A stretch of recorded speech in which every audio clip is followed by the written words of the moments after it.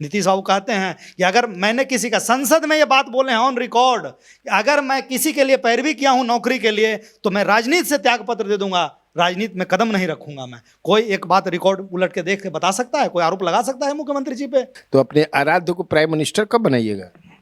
यह राजनीति एक कला है जिसमें आप द्वंद्वों को साधते हैं। कई लोग कहते रहते हैं कि वो अभी भूंजा पार्टी के कब्जा में है, डीके के कब्जा में है। तुम्हारे पैरों के नीचे जमीन नहीं, फिर भी तुमको यकीन नहीं। हाईकोर्ट की तल्ख टिप्पणी है कि जंगल राज चल रहा था और अपहरण उद्योग चल रहा था। ये कोई मेरी शब्दावली नहीं है। जब ठीक ठाक सब कुछ है ये तो फिर निशांत निशांत निशांत क्यों हो रहा है? तुम दरिया से क्या पूछते हो कि नीर कहां तक जाएगा? अरे खींच धनु की डोर, निशाना साधो अपनी मंजिल पर, बाकी बाद में देखेंगे तीर कहां तक जाएगा। आप इतनी बात कर रहे हैं, अभी आरसीपी जो आपके यहाँ राष्ट्रीय अध्यक्ष रहे हैं कि नीतीश के बाद स्वाभाविक अधिकार जेडीयू पर मेरा ही है। दोनों में किस तरफ रहते हैं तो आप लोग को ज्यादा अच्छा लगता है? विपक्ष दूर बैठ के ललचा रहा है कि भाई हमको भी एक मौका मिल जाए साथ में आने का, सत्ता सुख सत्ता को बांटने का। नीतीश कुमार जब आए तो टर्निंग अराउंड हुआ, ये हम लोग भी मानते हैं। अभी भी बीपीएससी के लड़के रोड पर जो है कर रहे हैं, ये सब क्या है?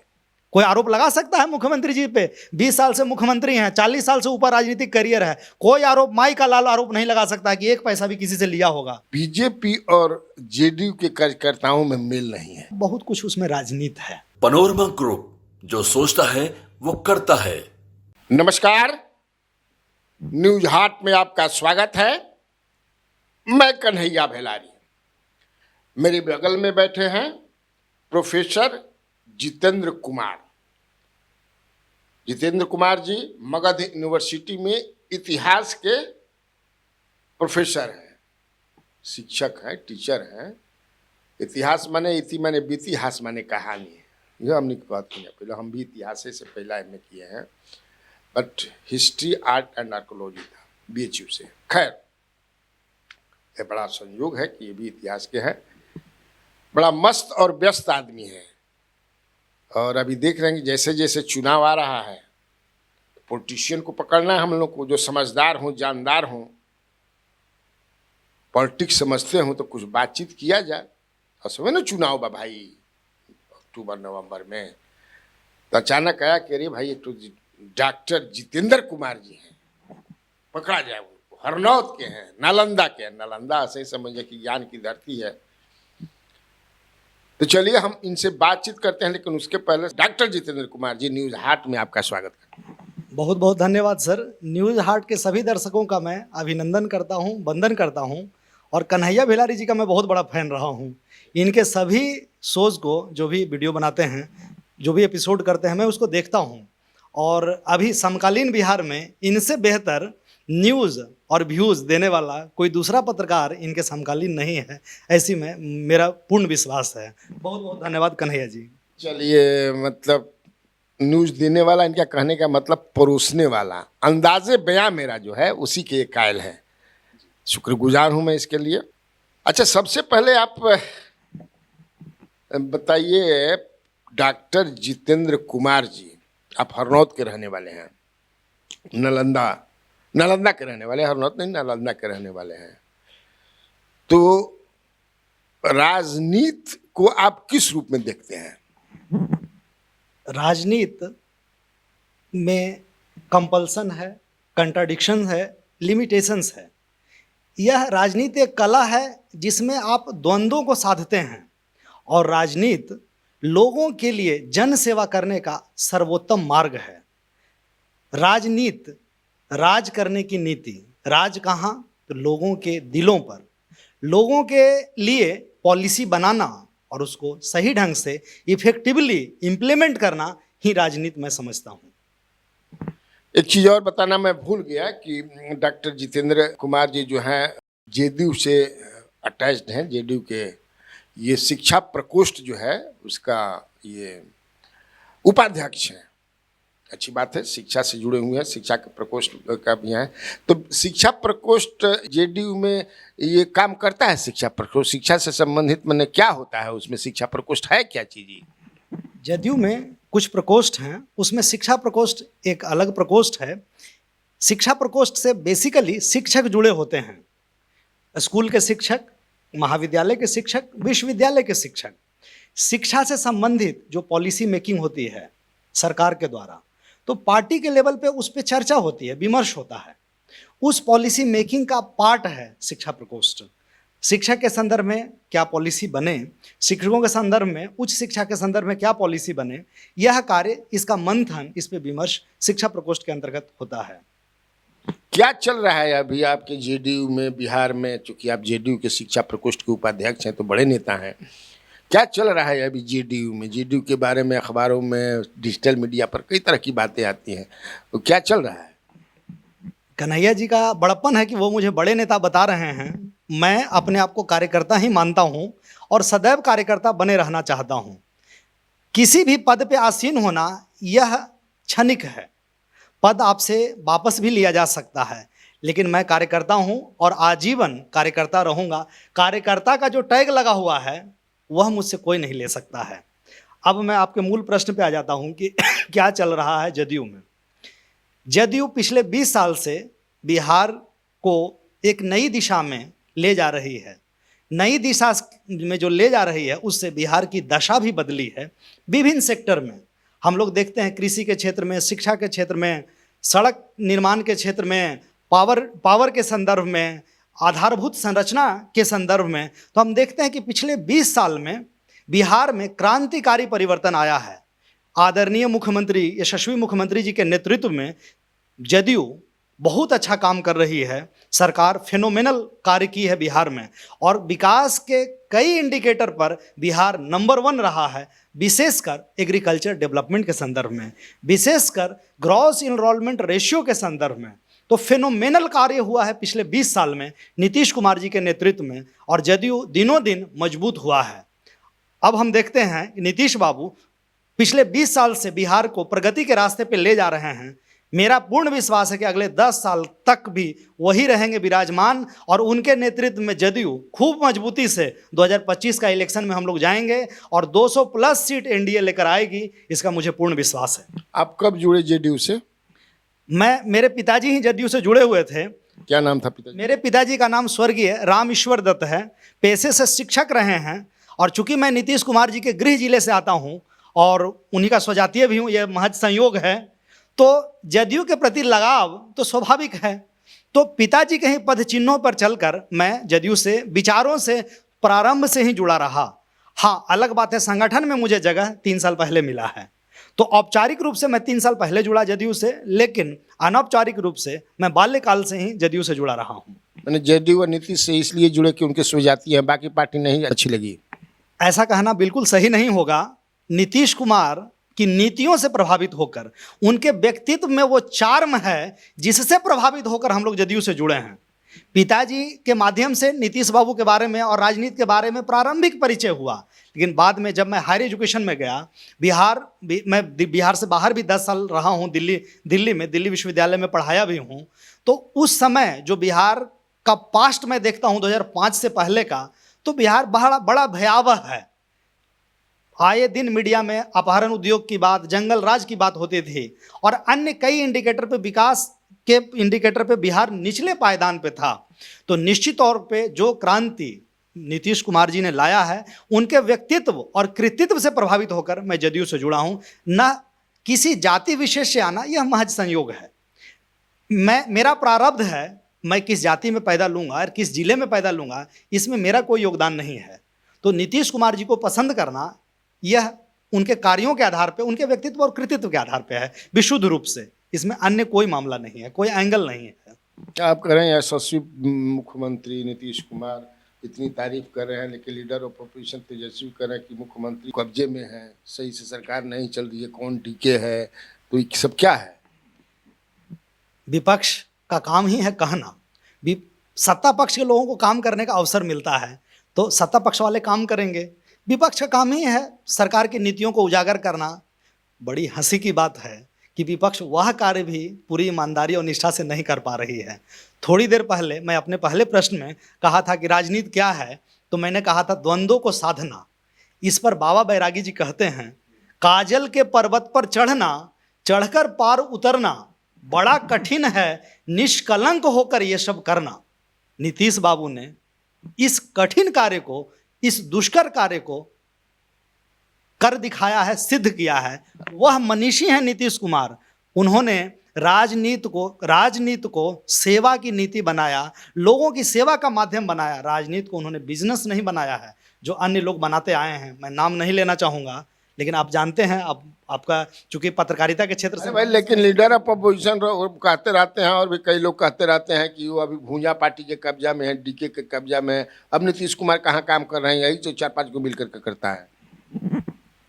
एक बात मैं कहना चाहूँगा विपक्ष के संदर्भ में, मैं नाम किसी का नहीं लूँगा। दुष्यंत जी की 2 लाइन है, तुम्हारे पैरों के नीचे जमीन नहीं, फिर भी तुमको यकीन नहीं। लोकसभा के इलेक्शन का रिजल्ट देख लीजिए, 2020 के विधानसभा का रिजल्ट देख लीजिए, 2015 के विधानसभा का रिजल्ट देख लीजिए, 2010 के विधानसभा का रिजल्ट देख लीजिए। जो आज विपक्ष में बैठे हुए हैं, 2010 में उनकी क्या स्थिति हुई थी? उनके पास 22 सीट था। विपक्ष का कोरम पूरा नहीं कर रहे थे वे। नीतीश कुमार जी का बड़प्पन है, बड़ा दिल दिखाते हुए उन्होंने नेता प्रतिपक्ष श्रीमती राबड़ी देवी जी को नेता प्रतिपक्ष बनवाया, जबकि वो कोरम पूरा नहीं कर रहा था। वो दल 22 सीट पे आरजेडी आया, 3 सीट पे लोजपा उस समय तक आ गया था।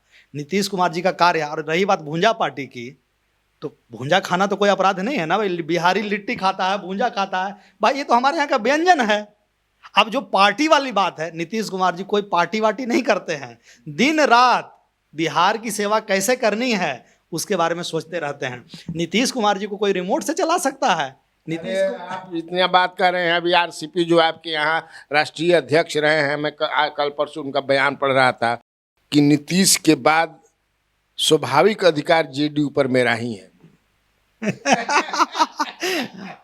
मैं उनका भी नाम नहीं लूंगा, उनके प्रति ड्यू रिस्पेक्ट है। हमारी पार्टी के राष्ट्रीय अध्यक्ष रहे हैं, पूर्व केंद्रीय मंत्री रहे हैं, 2 टर्म उनको राज्यसभा मिला। मैं बस कुछ लाइन डेडिकेट करूंगा अपनी पार्टी को, जदयू को। राहें जहां तक जाएगी, राहगीर वहां तक जाएगा। तुम दरिया से क्या पूछते हो कि नीर कहां तक जाएगा। अरे खींच धनु की डोर, निशाना साधो अपनी मंजिल पर, बाकी बाद में देखेंगे तीर कहां तक जाएगा। मेरा मैसेज साउंड है और क्लियर है। तीर को अभी बहुत आगे जाना है। अभी अगले 10 साल तक बिहार में कोई वैकेंसी नहीं है मुख्यमंत्री का। मुख्यमंत्री जी ही रहेंगे और उन्हीं के नेतृत्व में हम लोग काम करेंगे। मुख्यमंत्री ही जी रहेंगे, उनके नेतृत्व में आप काम करेंगे। और आपके दल के बड़े बड़े नेता लोग अब लगे हैं कि उनके पुत्र निशांत को लाया जाए, निशांत को बागडोर दिया जाए। जब ठीक ठाक सब कुछ है, ये तो फिर निशांत क्यों हो रहा है? निशांत को राजनीति में आने में कोई प्रॉब्लम है क्या? पढ़े लिखे व्यक्ति हैं, इंजीनियर हैं, आध्यात्म में रुचि रखते हैं। पिछले 20 साल से उनके फादर मंत्री हैं, मुख्यमंत्री हैं बिहार में। उससे पहले भी केंद्र में कैबिनेट मिनिस्टर रहे हैं। कोई एक आरोप उन पे लगा सकता है कि अपने फादर के सत्ता का उन्होंने दुरुपयोग किया हो? तो इस तरह का संत प्रवृत्ति का व्यक्ति जो राजनीति की गहरी समझ रखता हो, पढ़ा लिखा हो, युवा हो, अच्छे चरित्र का हो, तो राजनीति में तो ऐसे लोगों को आना ही चाहिए। पार्टी को और आगे ले जाना है, पार्टी जदयू को नई ऊंचाइयों को प्राप्त करना है, तो इसके लिए निशांत जी का राजनीति में आना बेहद जरूरी है। अब ऐसा मैं भी मानता हूं। अगर वे राजनीति में आएंगे या नहीं आएंगे ये उनका व्यक्तिगत निर्णय है। अगर वे राजनीति में आना चाहें तो हम लोग तहे दिल से उनका स्वागत करेंगे निशांत जी का। अच्छा ये बताइए, अब जेडीयू में बहुत दिन से तो नीतीश कुमार कभी इधर आते हैं, कभी उधर आते हैं।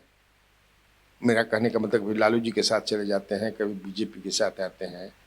दोनों में किस तरफ रहते हैं तो आप लोग को ज़्यादा अच्छा लगता है? कन्हैया जी, आपके प्रति ड्यू रिस्पेक्ट है और बिना आपको ऑफेंड करते हुए मैं बात कहना चाहता हूं, नीतीश बाबू कहीं नहीं जाते हैं। वो तो अपनी चेयर पे बैठे हुए हैं। मुख्यमंत्री जी कोई बदला है आज तक? बदलते हैं, विपक्ष बदल जाता है। नीतीश कुमार जी में वो चार्म है कि कभी वो सटना चाहते हैं, कभी वो सटना चाहते हैं। आज भी देखिए, लालू जी कुछ दिन पहले बोले हैं, कुछ महीने पहले, कि अगर आना चाहें तो उनका रेड कारपेट वेलकम है। उनके दल में सहमति नहीं है, आदमी सर फुटअव्वल किए हुए है। तो नीतीश कुमार जी में वो चार्म है कि देश का कोई भी दल या कोई भी लीडर उनको नजरअंदाज नहीं कर सकता है। कहीं अभी अभी कभी कभी कभी मैं खबर पढ़ लेता हूँ कि ऑन द ग्राउंड बीजेपी और जेडीयू के कार्यकर्ताओं में मेल नहीं है। यह सही नहीं है। क्या बीजेपी क्या जदयू, हम लोग एनडीए के कार्यकर्ता हैं। जब तक चुनाव होगा हम लोग एनडीए की मजबूती के लिए काम करेंगे। अभी देखिए आप, चाहे जदयू कार्यालय हो या बीजेपी कार्यालय हो, एनडीए की बैठक बुलाई गई है, एनडीए का रथ रवाना किया गया है। जो भी चिंतन बैठक हुआ, अभी छपरा में एक कार्यक्रम हुआ, तो एनडीए का है। एनडीए पूरी तरह से मजबूत है, सीमेंटेड एकदम है। और 2025 के इलेक्शन में हम लोग दिखा देंगे कि 225 प्लस सीट लाना है। यही हमारे नेता का नारा है और हम लोग ला के दिखाएंगे। कोई कहीं कोई मिसअंडरस्टैंडिंग नहीं है, कोई कन्फ्यूजन नहीं है। हाल फिलहाल में हम लोग लोकसभा इलेक्शन में गए, देखिए किस मजबूती से हम लोग लड़े हैं लोकसभा इलेक्शन। वोटों का ट्रांसफर हुआ है और हमारे कैंडिडेट जीते हैं। उससे भी बेहतर हम लोग करके दिखाएंगे विधानसभा के चुनाव में। कोई कंफ्यूजन नहीं है। ये सब मिसअंडरस्टैंडिंग विपक्ष का किया और कराया हुआ है। विपक्ष दूर बैठ के ललचा रहा है कि भाई हमको भी एक मौका मिल जाए साथ में आने का, सत्ता सुख सत्ता को बांटने का। अच्छा ये बताइए, मैंने सुना या कहीं पढ़ा था डिजिटल प्लेटफॉर्म पर कि आप लोग एक कुर्मी रैली वगैरह कर रहे हैं 16 या 18 फरवरी को। क्या है, कैसे है, कब है और क्या नाम है इसका? हम लोग 19 फरवरी को मिलर ग्राउंड में कुर्मी एकता रैली कर रहे हैं। आपको स्मरण होगा आज से 30 साल पहले भी कुर्मी चेतना रैली हुई है उस 1994 में। हाँ, फरवरी 1994 में, 12 फरवरी 1994। उस रैली का फलाफल है कि हमारा समाज बहुत मजबूत हुआ है। लेकिन 30 साल पहले, 30 साल में एक जनरेशन बदल जाता है राजनीति में। तो 30 साल के बाद पुनः जो कुर्मी समाज है कई उपजातियों में बटा हुआ है। टोटल उपजातियां जो बिहार में निवास करती है इनकी संख्या 22 है। कुर्मी की कुर्मी समाज में सब कास्ट जो है वो 22 है। इन जातियों के बीच में परस्पर बेटी रोटी का संबंध बने, इसके लिए हम लोग ये रैली कर रहे हैं। सह भोजन अभी तक हो रहा है। कन्हैया भेलारी जी और हम दोनों साथ बैठ के भोजन कर रहे हैं आज भी। ये कंपल्सन भी है। आज आप भी पढ़े लिखे हैं, मैं भी पढ़ा लिखा हूं, लेकिन सहजीवन नहीं हो रहा है। हमारे घर का कोई वैवाहिक संबंध आपके यहाँ नहीं है कन्हैया जी, नहीं आपके घर का कोई वैवाहिक संबंध हमारे कुल खानदान में है। तो एक जाति के अंतर्गत कुर्मी ही जाति जिसके 22 सबसेट हैं, सब कास्ट हैं, उनमें भी आपस में बेटी रोटी का संबंध ना के बराबर है, बहुत नॉमिनल है। इसको गति दी जा सके। समाज ने पिछले 30 साल में क्या खोया क्या पाया, इसकी समीक्षा है। समीक्षा तो हम अपने जीवन में करते हैं ना, हमने क्या खोया क्या पाया, और समीक्षा करके आगे का रोड मैप तैयार करते हैं। तो आगे अगले 30 साल में हमारा समाज कहाँ होगा, हमारी शिक्षा का स्तर क्या होगा, रोजगार का स्तर क्या होगा, उद्यमिता का स्तर क्या होगा, समाज कैसे सशक्त और मजबूत होगा, इसका रोड मैप बनाने के लिए यह रैली बुलाई गई है। यह विशुद्ध रूप से नॉन पॉलिटिकल रैली है। लेकिन मुख्यमंत्री को समर्पित है। मुख्यमंत्री जी आप कहते हैं हमारे नेता ही नहीं, हमारे आराध्य हैं। आज पूरे बिहार में कुर्मी का कोई लीडर नहीं है जो कह सके संपूर्ण कुर्मी समाज का वो लीडर है। कुर्मी भी सब कास्ट में बटा हुआ है, जो मैंने थोड़ी देर पहले आपको बताया। चाहे वो कोई भी हो, एक उपजाति के लीडर हैं। पहली बार जब मैंने होश संभाला है, नीतीश बाबू को हमने देखा, पूरे बिहार के कुर्मी ने उनको अपना लीडर माना। तो निश्चित तौर पे कुर्मी की जो एकता है वो और एकता बनी रहे और मजबूत हो, इसके लिए यह समीक्षा बैठक है। अच्छा, आपके आराध्य हैं, आपने कहा कुर्मी के आराध्य हैं, आप लोगों के आराध्य हैं, तो अपने आराध्य को प्राइम मिनिस्टर कब बनाइएगा? देखिए, प्राइम मिनिस्टर बनाना या ना बनाना यह जनता के हाथ में है। चाहेंगे आप कि बने? मैं उस दल से जुड़ा हुआ हूं। मैं क्यों नहीं चाहूंगा कि नेता हमारे तरक्की करें, आगे बढ़ें। हर कार्यकर्ता चाहता है कि उसके नेता सफलता के शिखर को प्राप्त करें। लेकिन अभी तुरंत में कोई लोकसभा का चुनाव नहीं है जिससे प्रधानमंत्री बनता हो। अभी हमारा पूरा फोकस विधानसभा के चुनाव पे है। तो हमारे मुख्यमंत्री जी अगले 5 साल तक और मजबूती से बिहार की सेवा करते रहें, हमारा फोकस उस पे है, ना कि आपने जो सवाल पूछा उस पे है। हमारा मुख्य फोकस है इस साल में जो विधानसभा की इलेक्शन है उसको 200 से अधिक सीट लाकर पूरी मजबूती से एनडीए की सरकार बनानी है। मुख्यमंत्री जी के हाथों को मजबूत करना है, यही हमारा मुख्य ध्येय है। थोड़ी शिक्षा की बात कर लेते हैं, चूंकि आप प्रोफेसर हैं, हम लोग भी एक तरह से पत्रकार हैं, तो थोड़ा यूनिवर्सिटी में आप प्रोफेसर हैं, तो यूनिवर्सिटी में जिस तरह से उच्च शिक्षा में जो कुछ हो रहा है, देखिए आप अखबारों में पढ़ते होंगे कि बहुत परीक्षा समय पर नहीं होता है, रिजल्ट समय पर नहीं होता है, पढ़ाइयाँ नहीं होती हैं। तो शिक्षा के क्षेत्र में जैसे नीतीश कुमार जब आए तो टर्निंग अराउंड हुआ, ये हम लोग भी मानते हैं। 2005 के पहले बहुत कुछ नहीं था, इंफ्रास्ट्रक्चर से लेकर के बिजली रोड बहुत कुछ नहीं था, वो हो गया।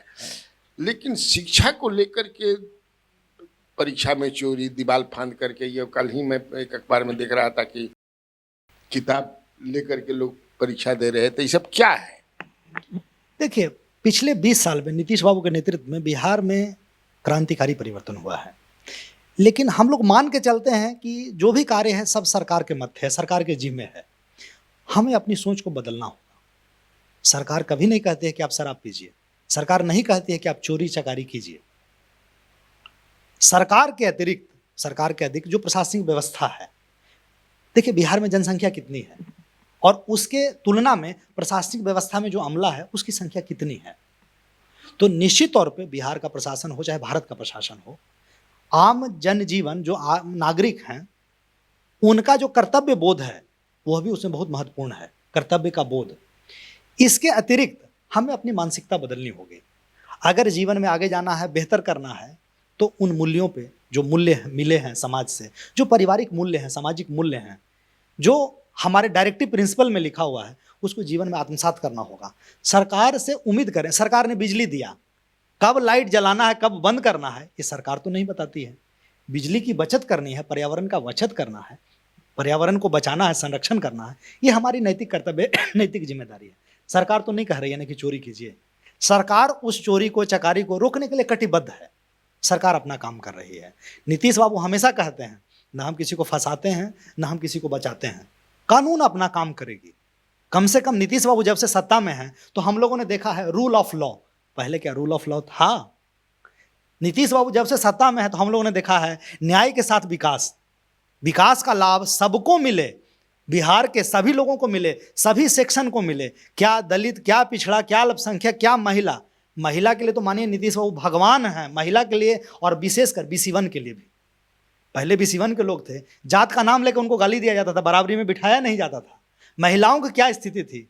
आज महिलाओं का जो विकास हुआ है, कई इंडिकेटर पे भारत में यूनिक राज्य है बिहार।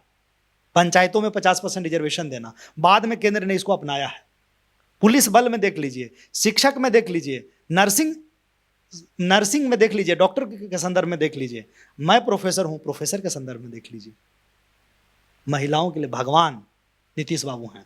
ऐसा उन्होंने कार्य किया है, फिनोमेनल कार्य किया है। उस पर कोई उंगली कहाँ उठा रहे? लेकिन आप देख रहे हैं 20 वर्षों में इतने पेपर लीक हुए, एग्जाम सही नहीं हुए, अभी भी BPSC के लड़के रोड पर जो है कर रहे हैं, सब क्या है? देखिए, कुछ प्रशासनिक व्यवस्था में चूक है थोड़ी बहुत, और बहुत कुछ उसमें राजनीति है। जो आंदोलन कर रहे हैं, जो आंदोलन जीवी हैं, उसमें से कितने स्टूडेंट हैं? कुछ लोगों का काम है राजनीति की रोटी सेकना। आप जानते हैं कि हर दल का अपना स्टूडेंट विंग भी है। स्टूडेंट विंग क्या करेगा? उसका काम करना, आंदोलन करना। विपक्ष के पास कोई मुद्दा नहीं है, डेवलपमेंट का कोई रोड मैप नहीं है, तो भाई इन कमियों को निकालना। पढ़ने लिखने वाले लोग बहुत कम होते हैं, और जो पढ़ने लिखने वाले स्टूडेंट हैं उनको न्याय प्रिय मुख्यमंत्री जी पे पूरा भरोसा है कि हमारे साथ न्याय होगा। रोजगार किसने दिया? जो आज विपक्ष में बैठे हुए हैं उनके फादर और मदर की भी सरकार रही है। कितना रोजगार दिया 15 साल में, और पिछले 15 साल में कितना रोजगार मिला है? डाटा कभी उलट के देखे हैं? रोजगार की लाइन लगी हुई है, झड़ी लगी हुई है। हम युवा, मैं भी रोजगार में आया नीतीश बाबू के कार्यकाल में। ये तो पढ़े लिखे बेरोजगार बने हुए थे। पढ़े लिखे लोग जब उनको रोजगार नहीं मिल रहा था, दूसरा उद्योग चला रहे थे, अपहरण उद्योग। अपहरण उद्योग की बात मैंने कही है ना। हाईकोर्ट की तल्ख टिप्पणी है कि जंगल राज चल रहा था और अपहरण उद्योग चल रहा था। ये कोई मेरी शब्दावली नहीं है, ठीक है। तो नीतीश बाबू जब आए तो हायर एजुकेशन इंस्टीट्यूशन खुले, नए नए इंस्टीट्यूशन खुले, प्रोफेसर और टीचर की बहाली हुई। उसमें विभिन्न बहालियों के माध्यम से जो पढ़े लिखे योग्य व्यक्ति हैं उनको रोजगार मिला। हाँ, थोड़ी बहुत प्रशासनिक चूक हुई है जिसको ठीक करने में हमारे मुख्यमंत्री जी दिन रात लगे हुए हैं। और लोग जानते हैं कि रोजगार भी यही सरकार में मिला है, और जो थोड़ी बहुत गड़बड़ी है या आगे भी रोजगार जो मिलेगा वही ठीक भी मुख्यमंत्री जी ही करेंगे, अगली सरकार ठीक नहीं करेगी। वहाँ की कार्यप्रणाली क्या है, वसूली तंत्र क्या है, और कैश फॉर वोट और लैंड फॉर जॉब्स, ये किसके संदर्भ में है ये आपको मालूम नहीं है? आपको तो सब कुछ मालूम है कन्हैया जी। जॉब के बदले लैंड लिखवाना, जमीन लिखवाना और पैसे लेना, ये किसकी कार्यशैली है? किसी से छुपा हुआ है? कोई आरोप लगा सकता है मुख्यमंत्री जी पे? 20 साल से मुख्यमंत्री हैं, 40 साल से ऊपर राजनीतिक करियर है, कोई आरोप, माई का लाल आरोप नहीं लगा सकता कि एक पैसा भी किसी से लिया होगा। नीतीश बाबू कहते हैं कि अगर मैंने किसी का, संसद में ये बात बोले हैं ऑन रिकॉर्ड, अगर मैं किसी के लिए पैरवी किया हूं नौकरी के लिए तो मैं राजनीति से त्याग पत्र दे दूंगा, राजनीति में कदम नहीं रखूंगा मैं। कोई एक बात रिकॉर्ड उलट के देख के बता सकता है? कोई आरोप लगा सकता है मुख्यमंत्री जी पे? ऐसा निष्कलंक चरित्र है उनका, मुख्यमंत्री जी का। उनका कोई सानी है? राजनीति में आप आए हैं तो चुनाव भी लड़िएगा। मैं पार्टी का कार्यकर्ता हूं, मैं पार्टी की, संगठन की मजबूती के लिए काम करना चाहता हूं। शिक्षा प्रकोष्ठ से मैं जुड़ा हुआ हूं। शिक्षा नालंदा ज्ञान की भूमि है, मैं नालंदा से आता हूं, तो मेरा नैतिक कर्तव्य बनता है कि नालंदा वासियों के लिए कुछ करूं। नालंदा ज्ञान की भूमि है, जो हमारा हेजेमनी है नालंदा का, एंशियंट काल से लेकर आज तक, वो हेजेमनी बरकरार रहे और उसमें और कुछ सितारे जुड़ जाएं, इसके लिए मैं काम करना चाहता हूं। रही बात चुनावी राजनीति की, तो पद की लोलुपता नहीं है। पार्टी जो आदेश करेगी, पार्टी का मैं कार्य करता हूं, कर्तव्य से पीछे नहीं भागूंगा और पद की कोई लोलुपता नहीं है। पार्टी ने अगर मौका दिया तो जा सकते हैं। आपने सुना डॉक्टर जितेंद्र कुमार जी को, बेबाकी से कई सवालों का हमने उनको फंसाना चाहा, लेकिन इस तरह प्रोफेसर न है जी, डॉक्टर है, प्रोफेसर है, निकल गए। खैर, फिर कभी इनको हम लोग पकड़ेंगे तो घेरने का प्रयास करूंगा। वैसे आप ये बताइएगा अपने कमेंट बॉक्स में कि यह इंटरव्यू आपको कैसा लगा।